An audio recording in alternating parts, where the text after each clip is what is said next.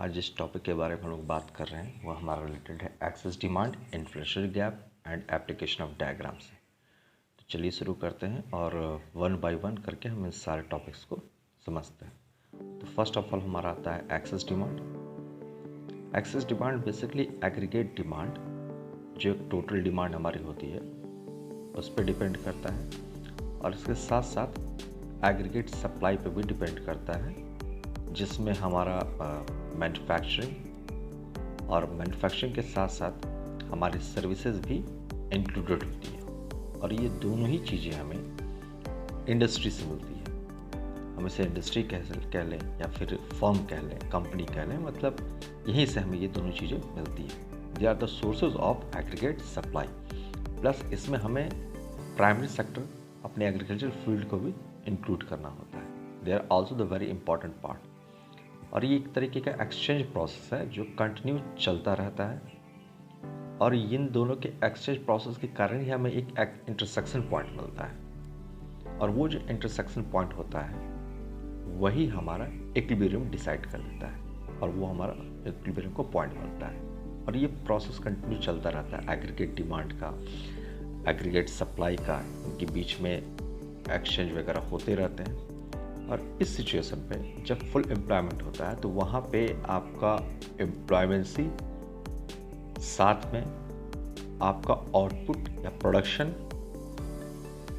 और इसके साथ साथ जो आपकी इनकम होती है वो भी अपने ऑप्टिमम लेवल पे होती है। तो ये तीनों ही चीज़ें जो होती हैं वो अपने ऑप्टिमम लेवल पे होती हैं।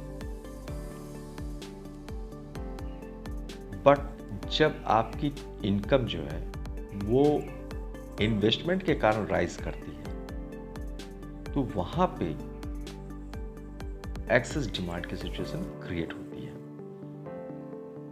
Because you know it very well कि हमारी जो इनकम वो इन्वेस्टमेंट पे बहुत डिपेंड करती है, तो यहाँ पे एक एक्सेस डिमांड की सिचुएशन क्रिएट होती है।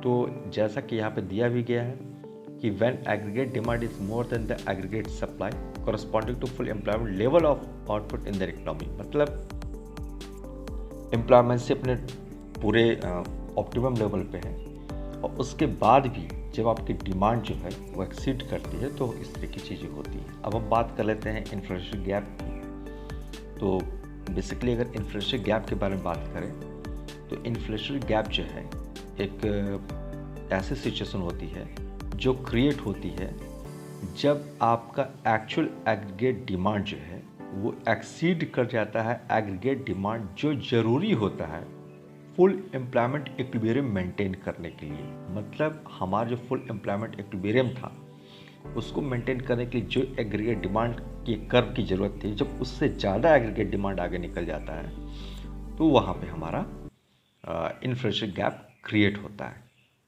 आई थिंक ये बात सबको समझ में आ रही होगी। और इसके साथ साथ यहाँ पे एक बात भी देखनी होती है कि इन्फ्लेशन गैप के कारण ही मार्केट में फिर इन्फ्लेशन आता है, और इस इन्फ्लेशन के कारण ही चीज़ें महंगी हो जाती हैं।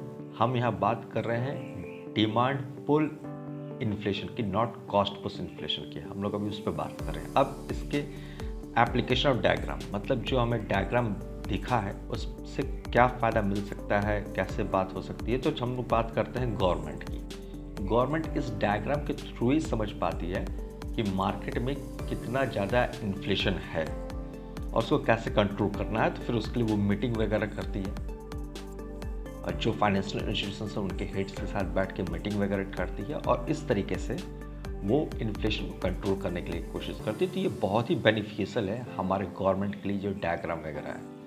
So this is all about our 3 points. So thank you.